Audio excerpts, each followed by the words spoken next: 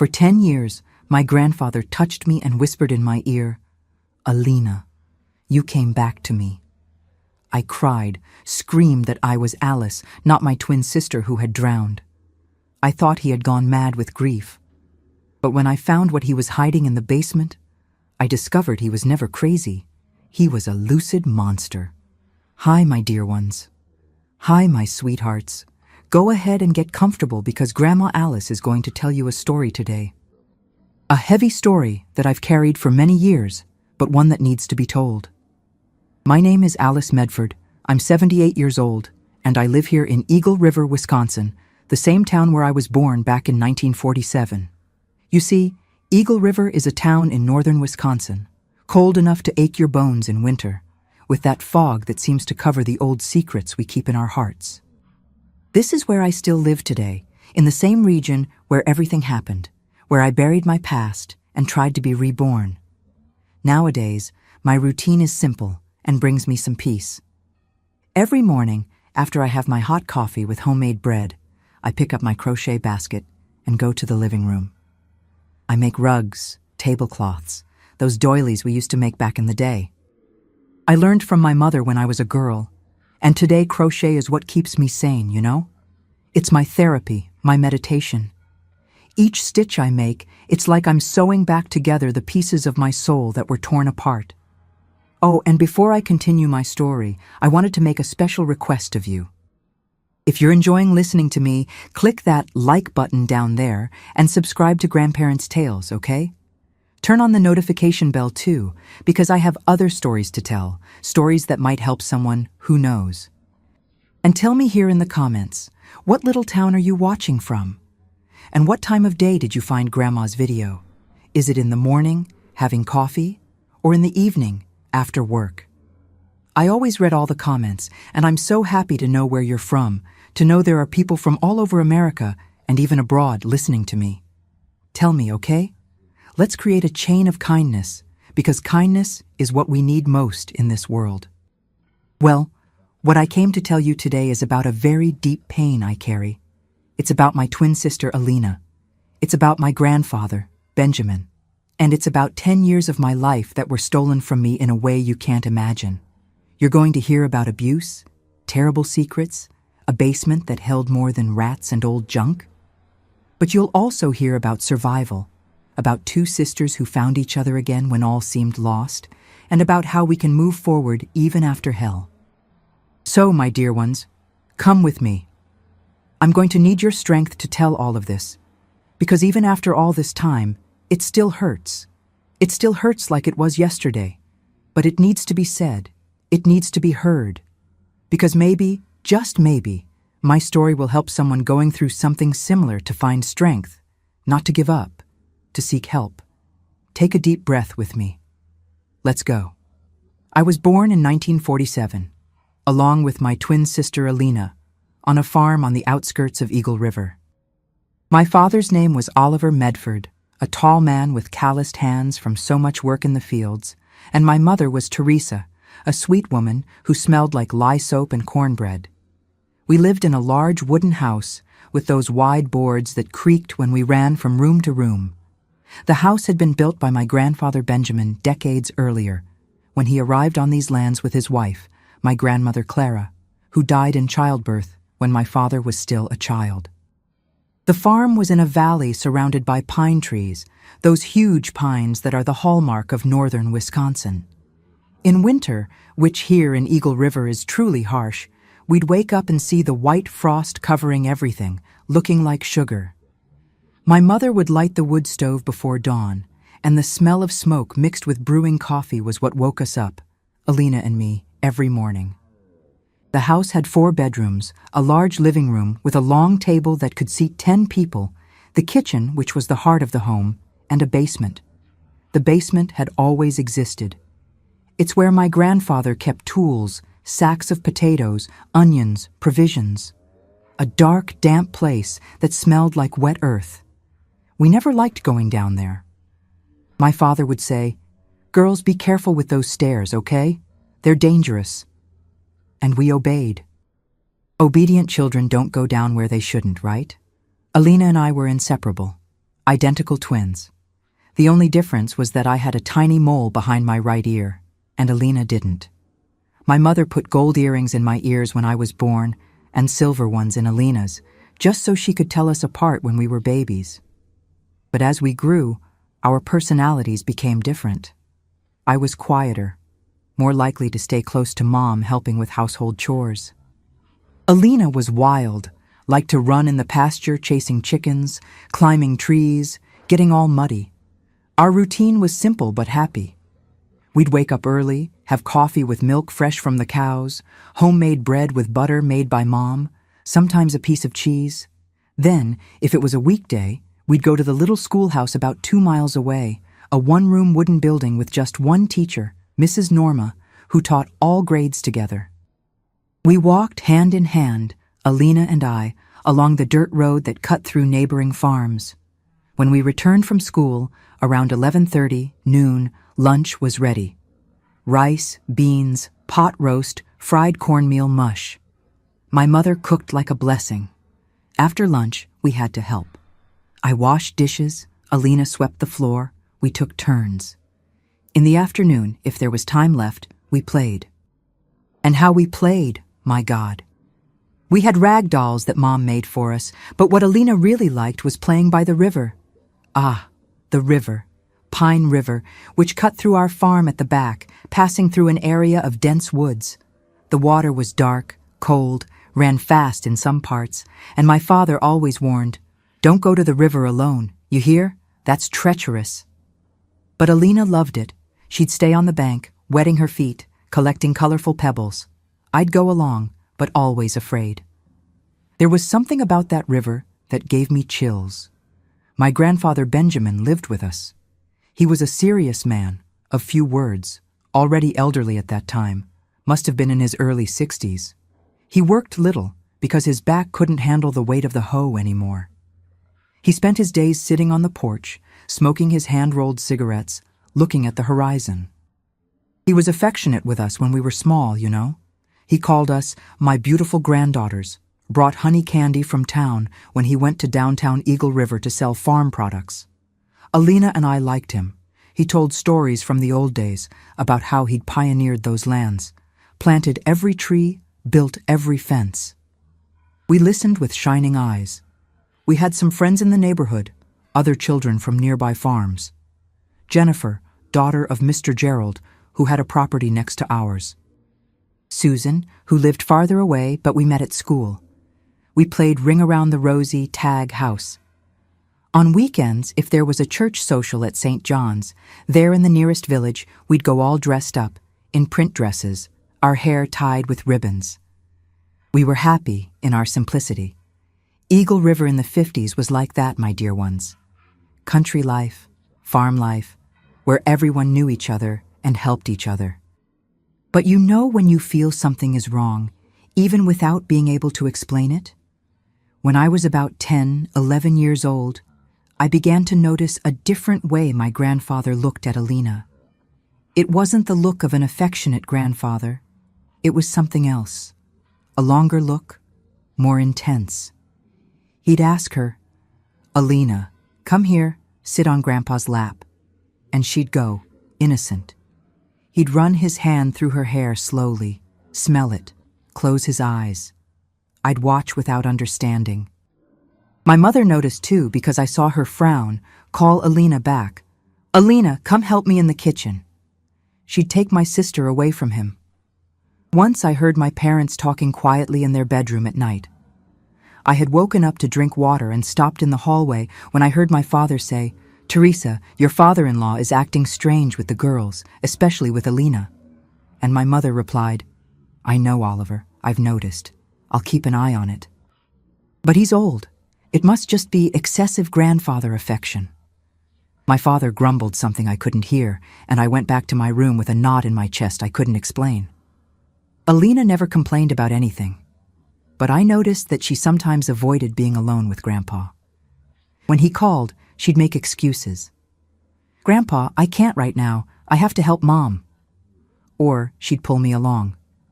"Alice, come with me." As if she needed me near her. The years passed. Alina and I grew up. Our bodies changed. We became young ladies. And Grandfather Benjamin's look also changed. It became heavier, darker.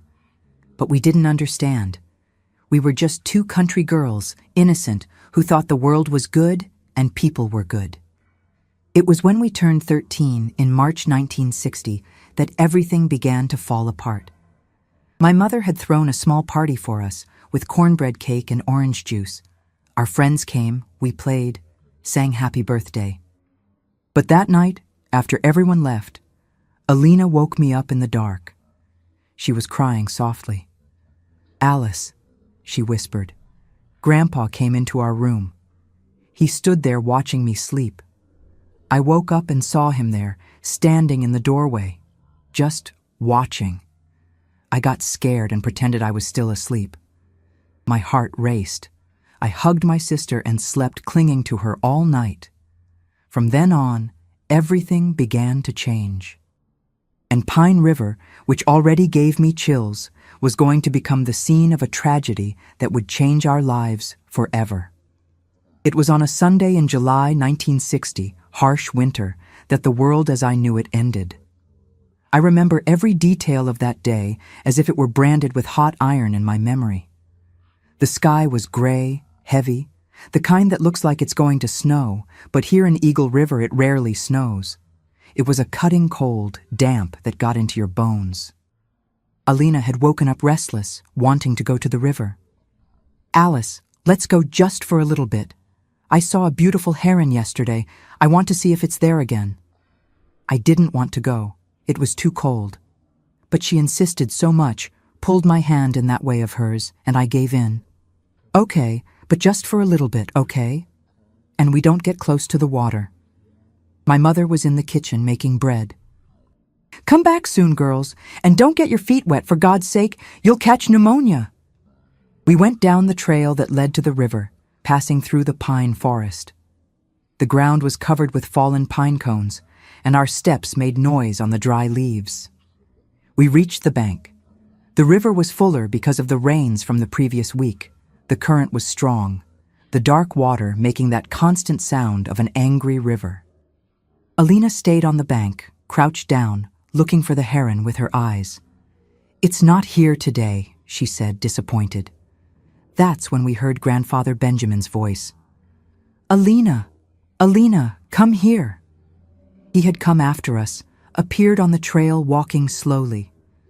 Alina looked at me, and I saw fear in her eyes.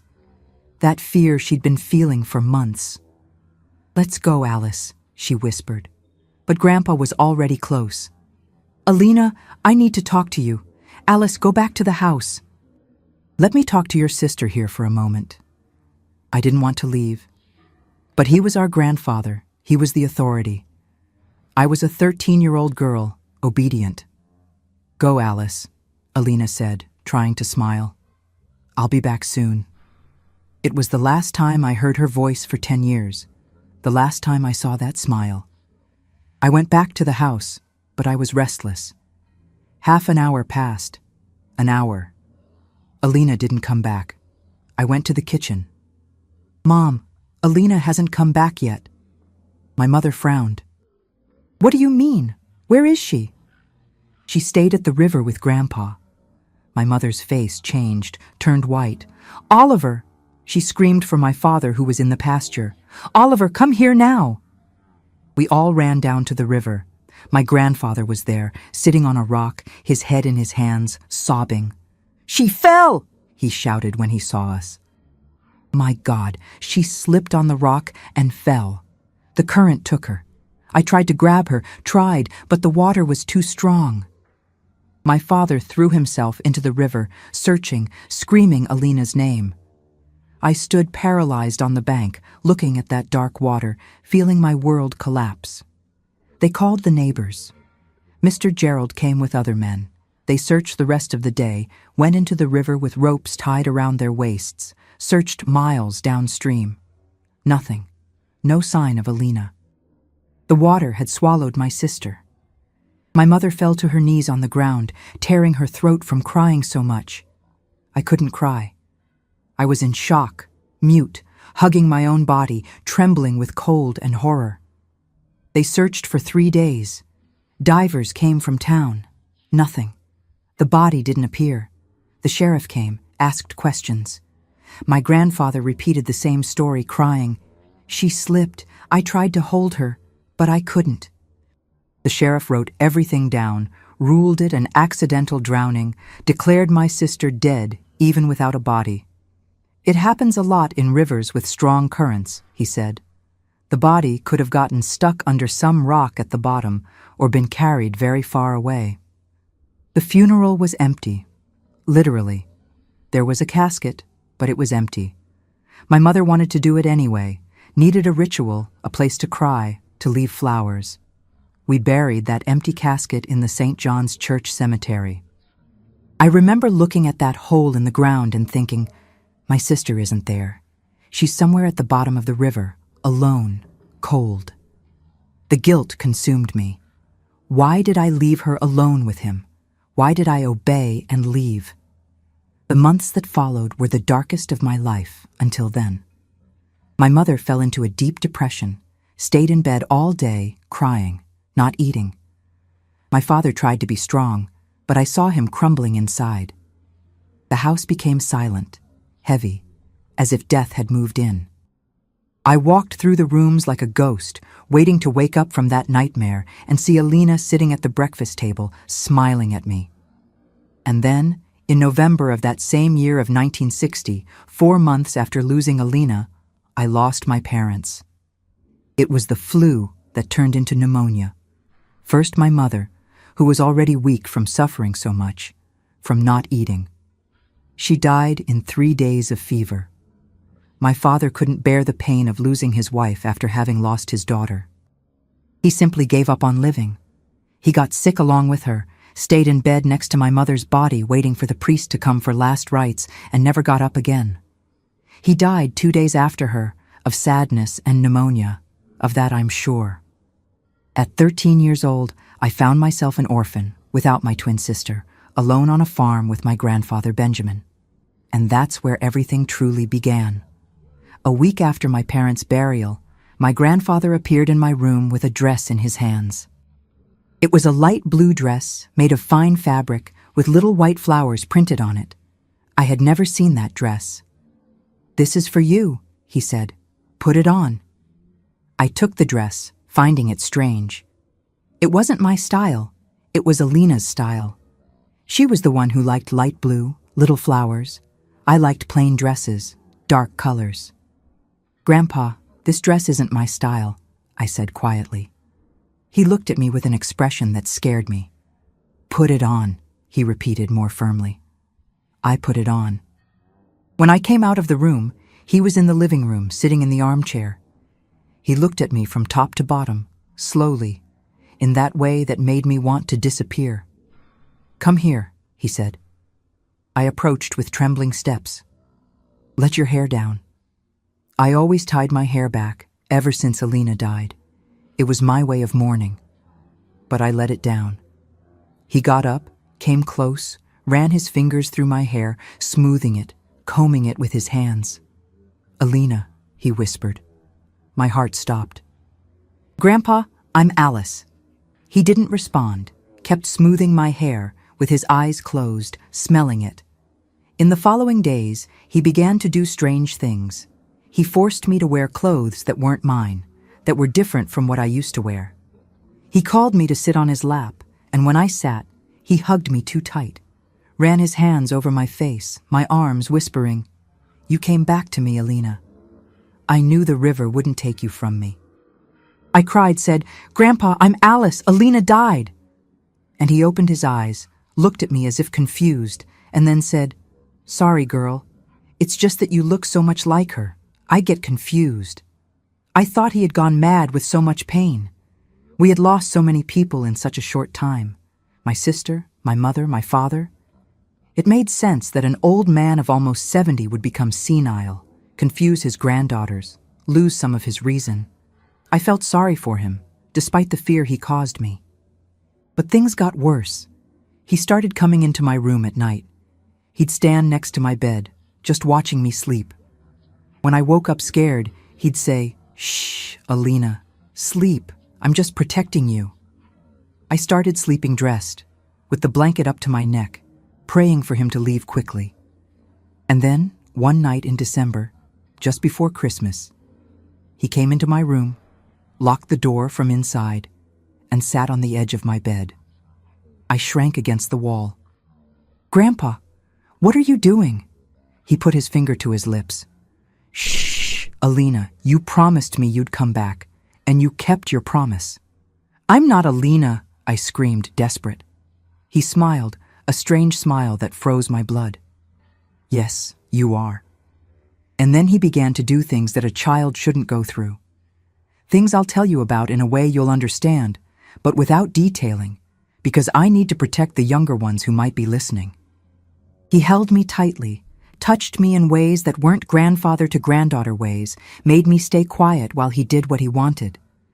And through it all, he whispered in my ear, "Alina, my Alina, you're mine, only mine." I cried so much I couldn't even scream. My body froze with fear and disgust. When he finished, he left the room as if nothing had happened, and the next day he treated me normally, as if he were just a grandfather taking care of his orphaned granddaughter. But every night, or almost every night, he came back, and every time he called me Alina. I lived like this for weeks, for months, thinking my grandfather had gone mad, that he had confused me with my dead sister, that the pain had erased his reason. I felt dirty, broken, but also sorry. He doesn't know what he's doing, I thought. He thinks I'm Alina. He's sick in the head. And I, at 13, 14 years old, alone in the world, with no one to defend me, endured it. I endured because I had no choice, because I had nowhere to go, because I thought it was my duty to take care of the senile old man who was left of my family. But I was wrong. Very wrong. And it would take 10 years to discover the horrible truth hiding in the basement of that house.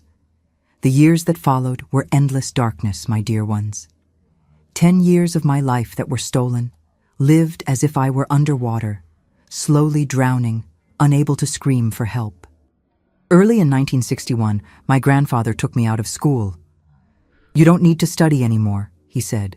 "You have to take care of the house, take care of me. I'm old. I need you here." I had just turned 14. Mrs. Norma, my teacher, came to the farm, asking why I had stopped coming to class. My grandfather answered at the door, didn't let her in. "The girl is in mourning, teacher. She lost her twin sister, lost her parents. She's too shaken up to study. I'll take care of her here at home." Mrs. Norma insisted, said school would be good for me, take me out of the house, distract me. But he was firm. "She stays here," and closed the door. I was on the inside, listening to everything, wanting to scream, "Take me out of here! Take me with you!" But the words wouldn't come out. I was afraid. Afraid of what he would do to me if I spoke. Afraid that no one would believe me. Afraid of being thrown into an orphanage if I told the truth. Because who would believe that a grandfather, almost 70 years old, was doing that to his granddaughter? He was respected in the region, known as a hard-working, honest man, who had lost his granddaughter in the river and now took care of the other one alone. He was seen as a victim, not as a monster. My routine became a repetitive nightmare. I woke up before sunrise, lit the wood stove, made coffee, prepared his breakfast. Then I cleaned the entire house, washed clothes in the tub outside with that freezing water that cut my hands in winter. I cooked lunch, cooked dinner, took care of the garden, the chickens, everything.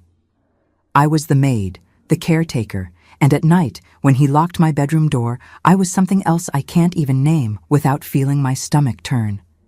He kept calling me Alina, every time.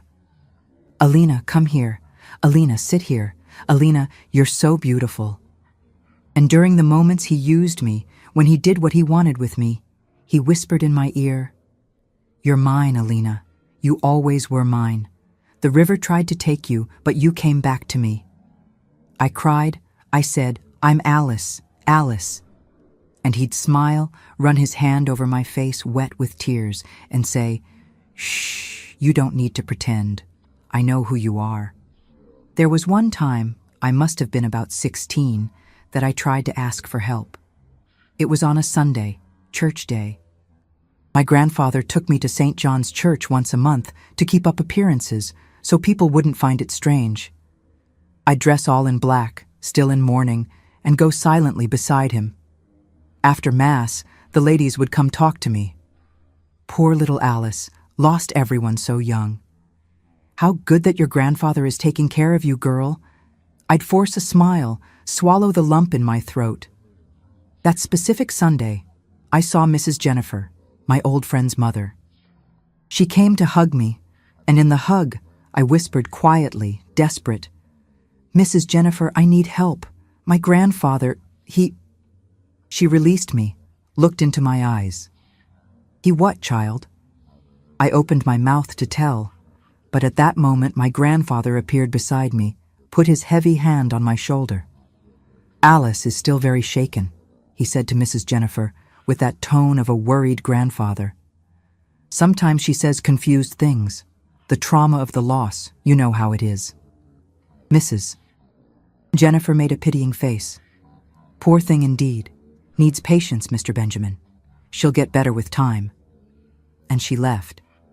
My chance had left too. On the way back home, my grandfather said nothing. But when we arrived, he pushed me inside, threw me on the living room floor, and stood looking at me with those dark eyes, full of anger. "If you try again, Alice, you'll go to the same place Alina went. Understood?" I nodded, trembling all over. "Understood?" he shouted. "Yes, Grandpa," I whispered, and I never tried to ask anyone for help again. The years passed. I grew up, became a woman, but felt dead inside. My body was there, functioning, working, but my soul had hidden in a dark corner inside me, where he couldn't reach. I looked at myself in the mirror and didn't recognize myself. My hair was always loose the way he liked it, the way Alina wore it. I wore dresses he bought, all in her style, never in mine. I had become a doll, a puppet, a ghost version of my dead sister. I remember one night, must have been 1965, I was 18 years old. It was winter, and it was raining hard outside. He had come into my room, as always, but that night, after he finished and left, I lay in bed, looking at the dark ceiling, listening to the rain beating on the roof, and I thought, it would be easier to go to the river and throw myself in. End this. Go find Alina, wherever she is. I got up from bed, grabbed a shawl, and went out barefoot in the rain. I walked through the mud, through the darkness, toward Pine River. When I reached the bank, the water was furious, full, running fast. I took a step forward, another. The icy water touched my feet. I was going to take the next step, throw myself in, let myself be carried away like Alina was carried away. But then I heard my mother's voice in my head. A distant memory, from when I was very small, from before all this happened. She said, "Alice, you're strong. You're my warrior." And I stopped. I stood there, with the water at my ankles, the rain washing my tears, and I thought, if I die, he wins. He'll be able to say I went crazy, like he says he went crazy, that I killed myself from sadness, and no one will ever know what he did to me. No one. I went back to the house. I came in through the kitchen door, dripping water. He was in the living room, waiting. "Where did you go?" he asked, angry. "For a walk," I said, with a voice that didn't sound like mine. "In the rain, thinking about my dead sister." He looked at me suspiciously, but said nothing. I went up to my room, took off the wet clothes, put on others, and lay down. And that night, something changed inside me. It wasn't hope, it was anger. A small anger, but one that began to grow. In the following years, from 1965 to 1970, I lived like a robot. I did everything he ordered, without complaining, without reacting. But inside, I was storing strength. I was waiting, waiting for a chance, for a sign, for something that would show me a way out. I didn't know yet that this way out was literally beneath my feet, locked in that basement he never let me open. I was now 22, 23 years old. I was no longer the scared 13-year-old girl. I had become a hardened woman, calloused from suffering so much. My grandfather was older, slower. He must have been almost 80 years old, but he still sought me out, still used me, still whispered, "Alina, my Alina." And I kept responding, "I'm Alice, I'm Alice." But he never believed it, or pretended not to believe it. I didn't know anymore. I only knew that this couldn't last forever. Something had to happen. Something had to change. And it did. In a way I could never have imagined. In a way that showed me the horror I was living was just the tip of an even more terrible, deeper, crueler iceberg. It was on a Tuesday in March 1970, a few days after my 23rd birthday, that everything began to change. It was early morning. I was in the kitchen preparing coffee when I heard a dull noise coming from the living room. A heavy fall, like someone had fallen from a height. I ran to see what it was, and found my grandfather fallen on the floor, his mouth all twisted to the side, one side of his body completely limp, the other contracting in spasms. His eyes were wide with fear, trying to tell me something, but from his mouth only came a strange sound, a muffled moan. He had had a stroke. I stood still for a few seconds that seemed like hours, just watching. A part of me, the dark part that had grown and fed on hatred these 10 years, thought, "Leave him there. Let him die alone, suffering on the cold floor, the way he made me suffer so many times. Let him feel the despair of not being able to ask for help, of being completely helpless." I could have done that. Could have turned my back, left the house, let him rot there. But the other part, the part that still had a bit of humanity buried deep in my soul, reacted. Not for him, but because I didn't want to become a monster too. I ran out of the house, barefoot even, down the dirt road to Mr. Gerald's farm, the nearest neighbor, about 1.5 miles away. I arrived breathless, my feet bleeding from stepping on so many pebbles and sticks. I knocked on the door desperately. "Mr. Gerald, my grandfather got sick. I need help." He came with me, brought his son, Aaron, and the two carried my grandfather to the old pickup truck. They took him to the hospital in town. I went along, sitting in the back, holding on to the side of the truck, with the cold morning wind hitting my face, drying the tears I didn't even know were falling. And while we went down the dirt road, raising dust, I looked at that old man lying there, trying to speak but unable to, drooling, with half his face paralyzed, and I felt nothing, neither pity, nor anger, nor relief, just an immense emptiness, as if they had ripped out my heart a long time ago and I had only just noticed. At the hospital, which smelled of disinfectant and death, the doctors told me it was serious. He had an extensive stroke, very strong. It affected a good part of his brain. He'll be hospitalized for an indefinite period. You can go home, come back tomorrow to see how he spent the night. Ma'am. They called me ma'am. I was 23 years old but felt 90. My soul was old, tired, destroyed. "Will he be okay?" I asked, because that's what a concerned granddaughter was expected to ask. "We don't know yet," the doctor replied, adjusting his glasses on his nose. "We'll do what we can, but you need to prepare yourself. It could be that he won't speak again or walk. It could be that he stays like this for the rest of his life." I returned to the farm in the late afternoon, a ride with Mr. Gerald. He talked the whole way, saying I could count on him and his family, that I didn't need to be ashamed to ask for help. "You're a good girl, Alice. You took care of your grandfather alone all this time, after losing so many people. That deserves respect. If he only knew. If anyone only knew." He dropped me off at the farm gate when the sun was already setting, painting everything orange and purple. "Anything, Alice, you call out, okay? We're here nearby. You don't need to suffer want." I thanked him with a wave, my voice stuck in my throat. And I went in. I closed the door behind me. And suddenly I realized, with a chill that went down my spine, I was alone in the house. Truly alone for the first time in 10 years. There was no one to watch me, to call me, to use me. Just me and the silence. The silence was deafening, heavy as lead. I walked through the rooms slowly, stepping lightly as if I were invading a stranger's house. I touched the furniture, the walls, trying to reconnect with that place that had been my home before it became my prison. I went to his room.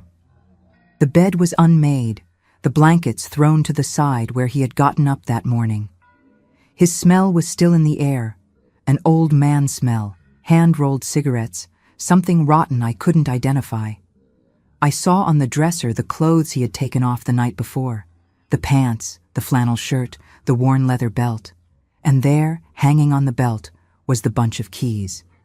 That bunch he never took from near him.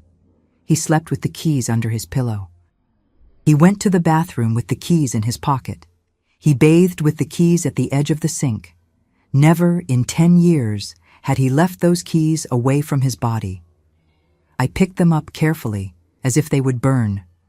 I felt the weight of the cold metal, rusted in some parts. There were about 6, 7 keys of different sizes. Some I knew, the key to the front gate, the key to the feed storage, but others I had never seen up close. One of them, smaller and newer than the others, could only be the basement key. I sat on the edge of his bed, holding those keys, and began to tremble. My hands trembled, my legs trembled, my teeth chattered. 10 years hearing. "Never go down to the basement, Alice. It's dangerous down there. The structure is rotten. The beams are giving way. You could fall, get hurt bad." 10 years hearing strange noises coming from there during the night, dull, rhythmic knocks, sometimes a creak, like a chain dragging on the cement floor, and him saying, "It's rats, girl. Big field rats. That's all." But I knew. Deep down, I always knew they weren't rats. Rats don't knock on the wall with rhythm, with pattern, as if trying to send a message. Rats don't make noise only at night, when everything is quiet and sound travels better. But I was so afraid, had so much on my mind, so much pain to deal with, that I never had the courage to question, to challenge, to investigate. It was easier to believe the lie than to face what might be true.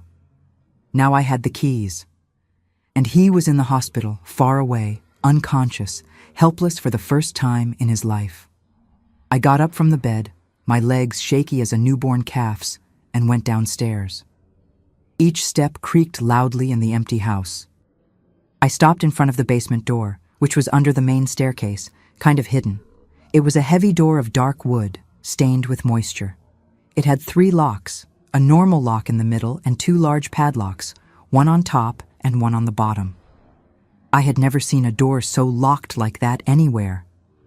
Why so many locks for a place that only stores potatoes and old tools, I thought, but already knowing the answer deep in my heart. But I didn't open it yet. I couldn't. The fear was too great. I went back up, went to the kitchen, sat at the table. The sky was already dark outside. I stayed there, just looking at the keys I had left on the table, my heart beating so hard I could hear the pulse throbbing in my ear, in my throat, at my fingertips. I tried to eat something. There was a leftover piece of bread from breakfast, but I couldn't swallow. The food stuck in my throat, dry, impossible. I tried to sleep, lay down on the living room sofa, but couldn't close my eyes. Every time I closed them, I saw the basement door. I saw the keys. I saw Alina's face on the day she disappeared. In the early morning, when the clock on the wall marked 3 o'clock, I got up. It was no longer a choice. It was a necessity. I lit a kerosene lantern because the electric light didn't reach the basement. He never wanted to run electricity down there, always said it wasn't needed, that it was wasteful. I went down again, stopped in front of the door. My hands trembled so much I dropped the keys on the floor. The sound of metal hitting wood echoed through the empty house like a gunshot. I picked them up again, squeezed hard to stop trembling, took 3 deep breaths. "Alina," I whispered to the silence, to the dark, to the emptiness. "If you're somewhere, give me strength. Help me do this. I need to know. I need to." I put the first key in the first lock, the middle one. It turned. Click. The sound was loud, final. My heart raced. Second lock, the top padlock. I searched in the bunch, tested 2 keys until I found the right one. Click. Third lock, the bottom padlock. My hand sweated so much the key almost slipped. Click. The door was completely unlocked. I held the lantern with one trembling hand, the other hand on the cold, damp doorknob. And I stopped. Because suddenly I was afraid of what I was going to find. Afraid of discovering something that would confirm what I suspected, that would destroy even the last illusion I still had. Afraid that my grandfather wasn't just a senile old man who confused me with my dead sister because of pain, but something much, much worse. A conscious monster. Deliberate. Calculating. "Open it," a voice inside me said. I don't know if it was my voice, or Alina's, or my dead mother's, or God's. "You have to know. You deserve to know. Open it." I opened the door. The smell that rose was horrible, unbearable, a mixture of mold accumulated over years, urine, feces, dirty body, despair transformed into odor. I covered my nose with my hand, swallowed the bitter vomit that rose in my throat burning. I went down the wooden steps, which creaked loudly under my feet, each step echoing in that cold hole. The light from the lantern illuminated little, made huge and distorted shadows on the walls of damp brick covered with green slime. Down there was bigger than I imagined. There was an open area with old, rusty tools hanging on hooks on the wall, empty feed sacks, broken crates, forgotten junk, huge spider webs in the corners, and at the back, a wall with a metal door. A door that shouldn't be there, that didn't make sense to exist. A door with a huge padlock, new, shiny, completely different from the other old padlocks in the house. I went to it, dragging my feet on the cold cement floor. I put my ear to the cold door. Silence, just the sound of my heart beating uncontrollably. "Is anyone there?" I whispered, my voice coming out trembling, weak. "Nothing. Please, if there's anyone there, if you can hear me, make some noise. Any noise." And then I heard it. Faint, so faint, I almost thought I had imagined it. A knock, then another, and another, 3 knocks. Someone was on the other side, someone alive. I searched in the bunch of keys desperately, my hands trembling so much I dropped them twice. One of them was different, smaller, newer, silver. I put it in the padlock. My hand trembled so much I couldn't hit the keyhole. I tried again, again, again, until it finally went in. I turned. Click. The padlock opened. I took it off the metal ring, threw it on the floor. I grabbed the door handle. My fingers were white from how hard I squeezed. My God, protect me from what I'm going to find here. Give me strength to bear it. Forgive me if I have to see something terrible, I prayed. And I pulled the door. It opened heavy, squeaking on rusty hinges. The light from the lantern entered slowly into the small room, revealing a tiny space, without windows, without ventilation. The smell was even worse in there, made me dizzy. I saw an old mattress in the corner, dirty with dark stains, torn in several places with the filling coming out. A metal bucket in the other corner, full, and huddled against the back wall, with knees hugged against her chest. A human figure, so thin she looked like a skeleton covered with skin, long hair, tangled and dirty, covering her entire face, pale skin, almost translucent, like a corpse's. I took a step inside, my legs almost giving up holding me. "Who are you?" My voice came out in a thin thread, almost inaudible. The figure moved, slowly raised her face with difficulty, as if her head weighed tons.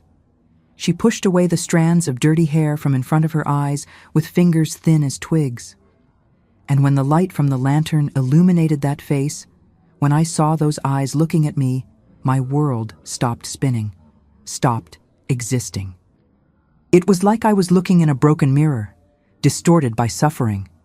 The same face shape I had, the same eyes, the same color, the same shape, but sunken, so deep in their sockets, the same nose, the same mouth, but disfigured by chronic hunger, by lack of sun, by suffering no human being should endure. Alice?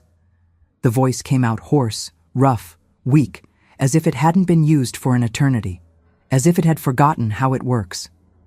I dropped the lantern from my hands. It hit the floor but didn't break, stayed there lying down, illuminating that impossible scene, that nightmare that had become real. My legs gave out. I fell to my knees on the dirty, cold floor. "Alina," I said, but I didn't recognize my own voice. "Alina? Is it you?" My twin sister, whom I had buried 10 years ago in an empty casket, whom I had cried for until I had no more tears, whom I had accepted as dead, whom I had let go, whom I visited at the cemetery every Sunday, leaving flowers on a grave that held nothing but earth, was alive. She was there, in front of me, a few feet away, trapped in that filthy hole for an entire decade. And at that moment, with the force of lightning splitting the sky, I understood everything. Each piece of the macabre puzzle fit in my head in such a horrible, sick, absolutely cruel way that I vomited right there on the cold floor of that cursed basement. He wasn't crazy. He never confused me with her. He never had senility, never had mental confusion. He knew exactly who I was. He knew exactly what he was doing every second, every night, every time he called me Alina. The monster who raised me had hidden my sister alive in the basement all this time. And he used me upstairs, calling me by her name, knowing she could hear, or that I would find out one day and understand. Torturing her with the knowledge of what he did to me. Torturing me with the guilt of not having discovered it earlier. Using one against the other, keeping us separated, trapped, broken, but always together in his sick game. I wiped my mouth with the back of my trembling hand. I crawled to her, crossing that tiny space. I held her face with both hands. The skin was cold, the bones protruding, the lips cracked. She was so weak she could barely keep her head up. But her eyes, those eyes like mine that I saw in the mirror every day, were alive. Full of tears, full of pain, but alive. "You came," she whispered, each word an immense effort. "I always knew you would come. One day. I prayed every day. I didn't give up. I knew."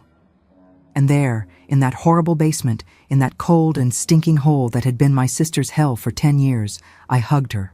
I hugged that fragile, broken, destroyed body, and I cried like I had never cried in my life. I cried for the 10 years stolen from both of us.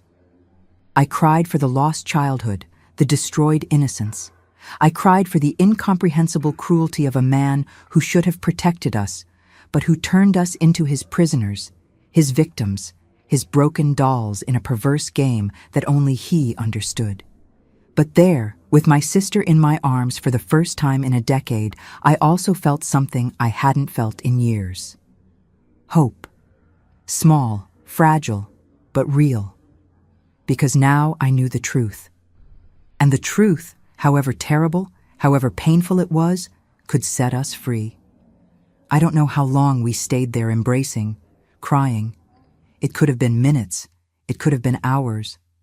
Time didn't exist anymore in that basement. But at some point, my brain started working again. "Alina," I said, releasing her slowly, "I need to get you out of here. Now.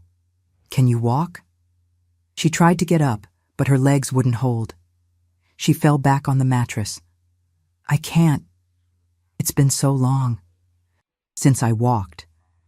I looked at her and saw how weak, malnourished, sick she was. Okay, I'll carry you.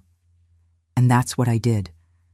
I picked up my sister. She was light as a child, just bone and skin, and went up those wooden steps slowly, carefully, praying not to stumble. I took her to the kitchen, sat her in a chair. I got a blanket and wrapped her in it because she was trembling with cold, even though it was March. You need to eat, I said. But slowly, okay? Your stomach can't handle heavy food yet. I made a very weak tea, sweetened it with honey, gave it spoonful by spoonful. She drank slowly, her hands trembling so much I had to hold the cup. Then I cut a small piece of bread, dipped it in the tea, gave it to her. She ate it as if it were the most precious thing in the world. While she ate, I looked at her and couldn't believe it. My sister. Alive. After 10 years. Alina, I whispered, what did he do to you? How did you survive? She swallowed the last piece of bread, drank another sip of tea, and began to speak, her voice hoarse, broken, but firm. That day at the river, she said, he didn't let me fall. He pushed me, hard. I fell in the water, and the current took me. But downriver, he had put a net, a fishing net stretched between the rocks. I got caught in it, struggling, thinking I was going to drown. But he came downriver, pulled me from the net, tied me up, and dragged me back through the woods. I came in through the back door of the house. You and our parents were at the river searching. He locked me in the basement. I covered my mouth with my hand, tears streaming down. My God. During the 3 days of searching, she continued, her voice trembling, I screamed so much I went hoarse. I banged on the metal door until my hands bled, but no one heard. The basement is too deep, the walls are too thick. When the searches ended, he came down and told me, done, now you're mine, Alina. You always were what I wanted. You, not Alice, but you were too wild, too bold. I needed to tame you first. And he beat me. He beat me so much I passed out. My whole body trembled with rage. During these 10 years, she said, he came down every day, brought food, sometimes, water, sometimes, and did things to me, things I can't describe. Used me however he wanted, and always said, up there, Alice is taking care of me. She doesn't even imagine you're down here. She thinks you died. She calls me Grandpa, respects me, obeys me. He laughed. He thought it was funny. But the worst, she said, tears finally falling. The worst was when he started going up and doing things to you too. I heard. The basement is under your room. I heard you crying. I heard him calling my name while he hurt you, and I couldn't do anything. Nothing. I punched the wall, screamed silently because I no longer had a voice. He did it on purpose, Alice. He hurt you calling my name to torture me too, to make me feel guilty, to make me feel it was my fault what he did to you.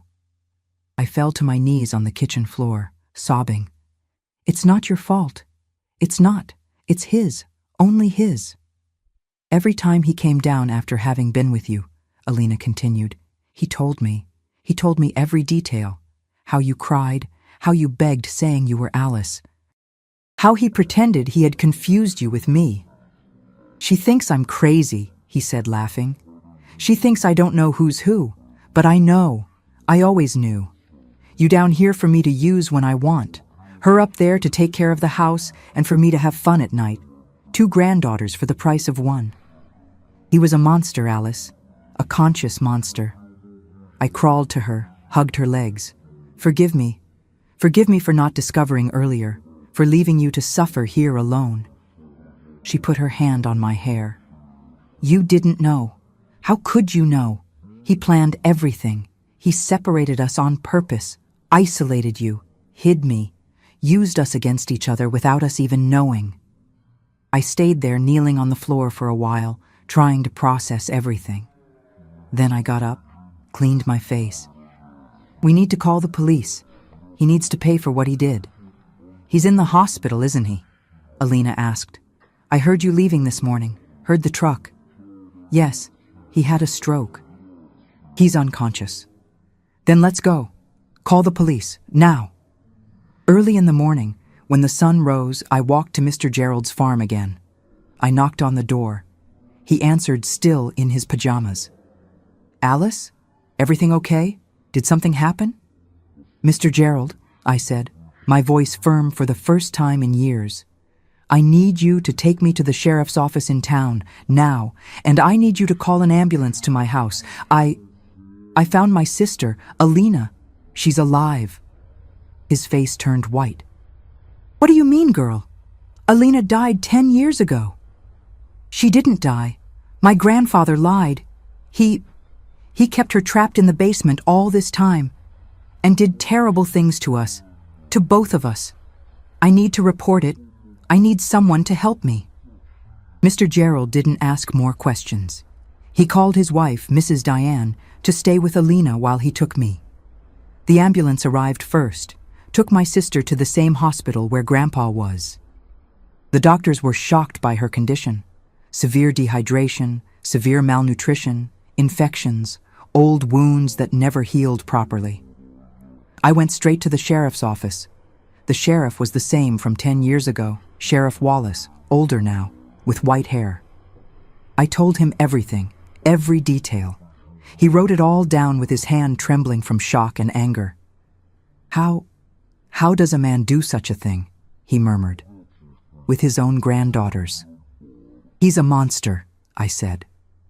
And he needs to pay. They went to the farm, photographed the basement, collected evidence. They went to the hospital to arrest my grandfather. But when they got there, he was already dead.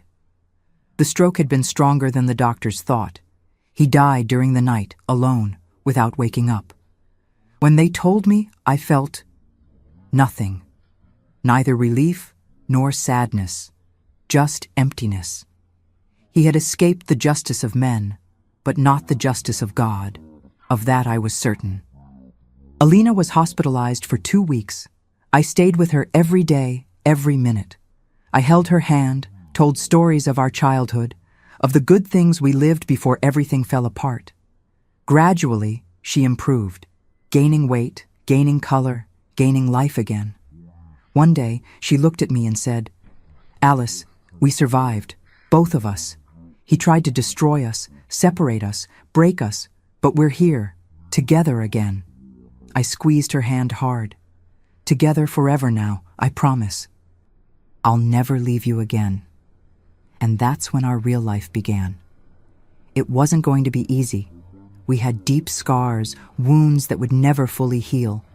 But for the first time in 10 years, I felt hope. Hope that we could rebuild, that we could have a real life, far from that basement, far from that monster, far from that pain. The truth had set us free. And now, life was waiting for us. Today, 55 years after that day in the basement, Alina and I live here in Eagle River, in the same town where everything happened, but in a different little house, far from that farm.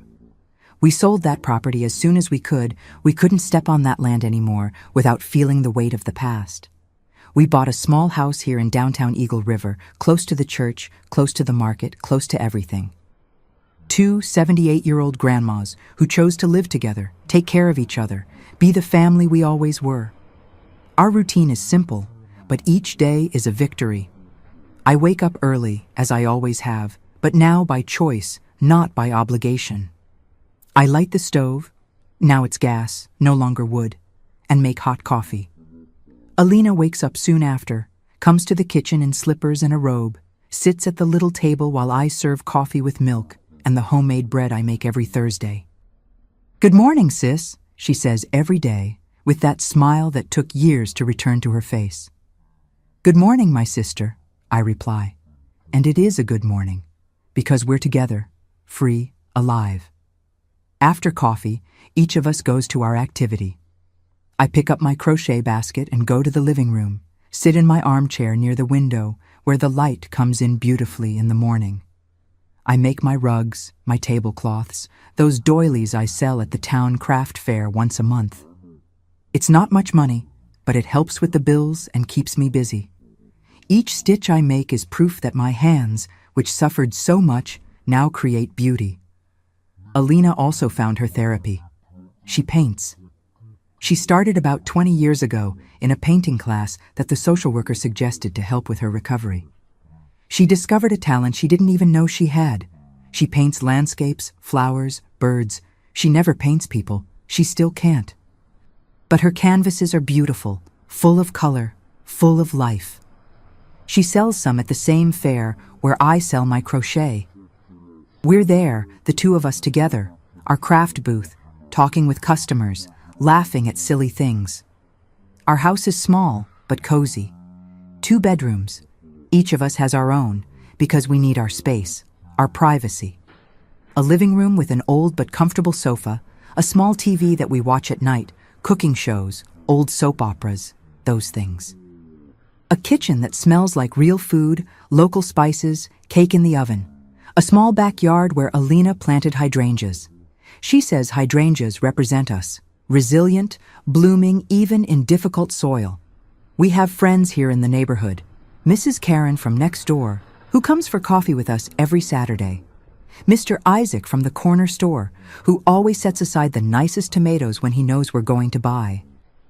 Father James from the church, who knows our story, not all of it, but knows we went through difficult things, and always includes us in the prayers, invites us to the senior citizen groups. Sometimes, when I look at Alina, I still see the marks of what she went through. She's thinner than me, even after all these years. She has scars, some visible on her body, others invisible on her soul. She doesn't like closed, small places. She sleeps with the hallway light on to this day. She has nightmares sometimes, and when she does, I hear her moving in her room. I go there, sit on the edge of her bed. I'm here, sis. You're safe. He's gone. He can't hurt you anymore. And she calms down, goes back to sleep. I also have my marks. I can't see a basement without feeling my stomach turn. I don't like it when there are old men on the street looking at me. Even knowing they're just innocent old men, my body reacts, my heart races. But we learned to deal with it. We did therapy for years, Alina and I together, sometimes separately. We cried a lot. We screamed. We broke old plates in an exercise the therapist suggested, and gradually we healed. It didn't heal completely. These wounds never truly heal. But the pain became smaller, more bearable. What fills me with the most gratitude is being able to look at my sister every day and see her smiling. See her painting her colorful canvases. See her watering the hydrangeas in the backyard. See her alive, free, whole, despite everything. We didn't marry, didn't have children. The trauma was too great. We never managed to trust someone like that again. But we have each other. And that, my dear ones, that's worth more than anything. We two are the family that remained. We two are the proof that it's possible to survive the worst that life can offer and still find joy in the small things. In the hot breakfast, in crochet and painting, in hydrangeas that bloom every year, in Mrs. Karen's friendship, in Mr. Isaac's smile, in the peace of knowing that when I lay my head on the pillow at night, I'm safe, and my sister is too. Are there difficult days? There are. There are days when the past comes back heavy, when we cry together, embraced on the sofa, remembering everything we lost, everything that was stolen from us. But there are also beautiful days. Days of sun, of laughter, of cornbread in the oven, of craft fairs, of seeing people admiring our little pieces and saying, "What beautiful work, Miss Alice, Miss Alina." And it's on those beautiful days that I give thanks. I give thanks for having had the courage to open that door. I give thanks for having found my sister alive. I give thanks that we survived together. I give thanks for each day more that we have, free, together, alive. Because we are survivors, Alina and I. And surviving is already a form of victory.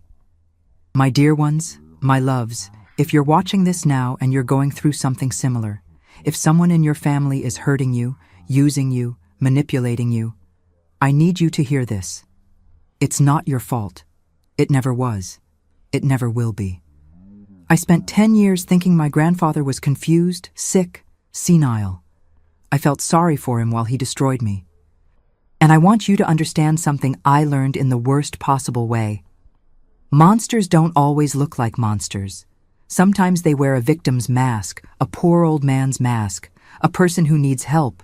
But behind the mask, they know exactly what they're doing. I learned that when your instinct screams that something is wrong, listen. Even when everyone says everything is fine, even when they make you believe you're crazy, that you're imagining things, listen to your inner voice. Those noises in the basement weren't rats. My heart knew, but I was too afraid to look for the truth. I also learned that opening that door, the door you're afraid to open, the truth you're afraid to discover, can be the scariest thing in the world. But on the other side of that door can be your liberation. I trembled, vomited, almost gave up. But I opened it, and I found my sister. I found the truth, and the truth, even though it was horrible, set us free. Surviving is not weakness. Enduring is not cowardice. You do what you need to do to survive until the day you can escape. I survived 10 years. Alina survived 10 years in a dark hole, and today we're here, together, free, alive. If we could do it, you can too. Trauma doesn't define you. What they did to you is not who you are. Alina and I took years to understand that. We did therapy, we cried, we screamed. Some days are still difficult, but today we laugh, plant flowers, make crafts, live. Living is our revenge against those who tried to kill us inside.